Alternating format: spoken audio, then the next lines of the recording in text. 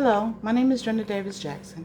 I am a candidate for the Educational Leadership Doctoral Program at Georgia Southern University. As the final part of the application process, I will now answer the interview questions that have been posed before me. Question number 1. You are in the process of applying for a doctoral program for which the capstone experience is writing a dissertation of practice. Please discuss a potential problem or topic that you would like to explore in your dissertation research. As I thought about this question, I thought about the most rewarding positions that I have actually held since I've been in higher ed.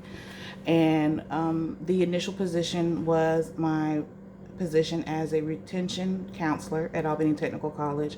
And the second one was as an academic coach at Savannah State University. Though they had different names, I primarily did the same function in both positions, and that was to assist students who were experiencing educational difficulty with some of the soft skills such as time management, study skills, note-taking skills, how to access and utilize library resources, helping them to understand the resources on campus and how to access them. Like I said, both positions primarily did the same thing, but they had different names. So I would like to look at the different models of academic coaching. The two that I actually served in were more punitive models because it consisted of students, like I said, that were experiencing academic difficulty. I would like to look at the different models that opened it up to any individual. Also looking at the different cohorts. Is it effective for first generational college students? Is it more effective when it's opened up to all freshmen? Looking at it from the aspect of using it as a resource that helps the institution in lowering their attrition rates. So academic coaching is the actual topic that I would like to do more research on. Question number 2. The Georgia Southern University EDLD program is focused on preparing the scholar practitioner.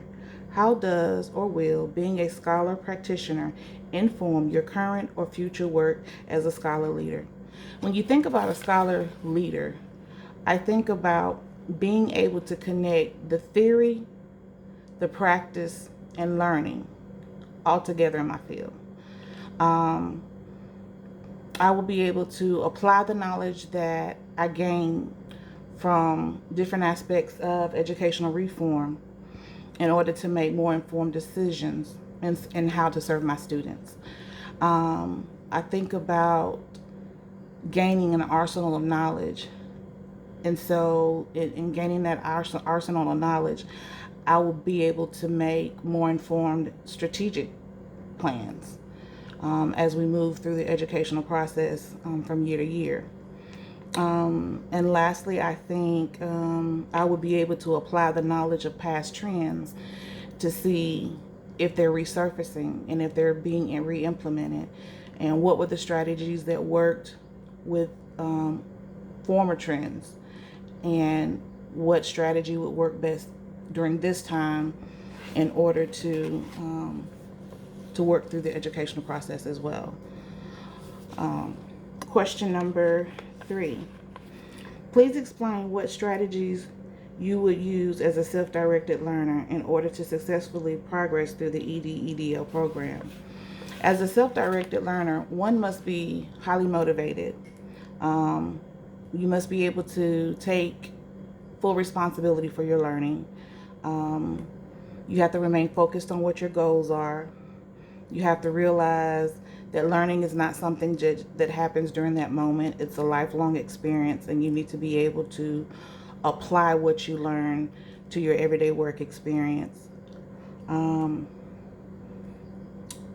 have to stay engaged and be able to identify theories of practice that you can actually apply in your everyday learning.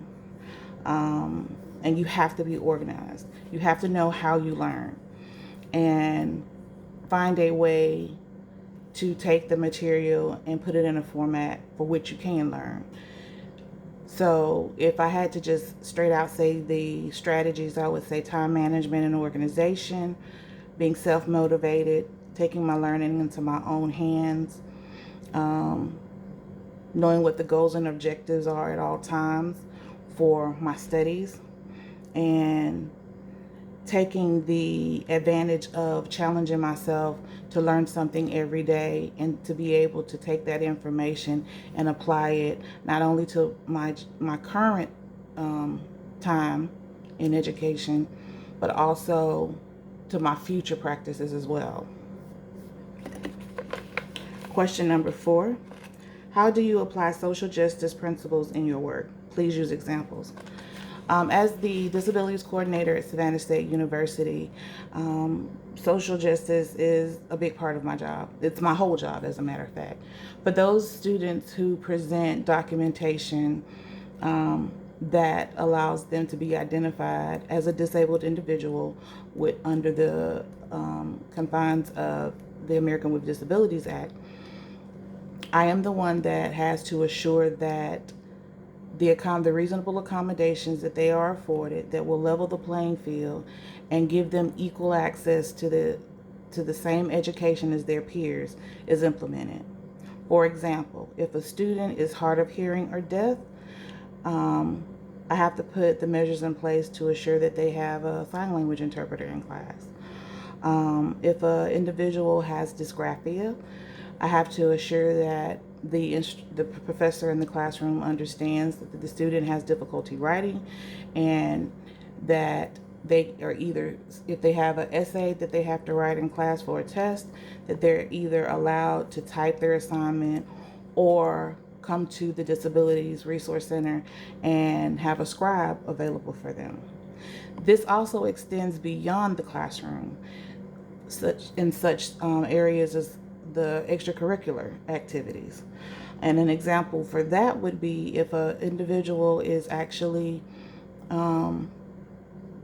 trying to pledge a Greek fraternity or sorority. A lot of instances, they are challenged with a comprehensive exam of the information about that fraternity or sorority. If they are afforded extra time in the classroom on tests and assignments, then they are also afforded that same privilege in taking that test in the extracurricular area for the Greek fraternity or sorority that they're pledging. So when you look at the social justice in my position, it spreads across my everyday job. Every day I have to assure that, like I said, those students who have provided documentation of a disability and it's been validated, that they are afforded the same access to education as their peers that are full abled individuals. And that the playing field is actually level for them by giving them the reasonable accommodations that have been prescribed under the ADA. That was the last question for the interview, and I appreciate your time listening to my interview. Thank you.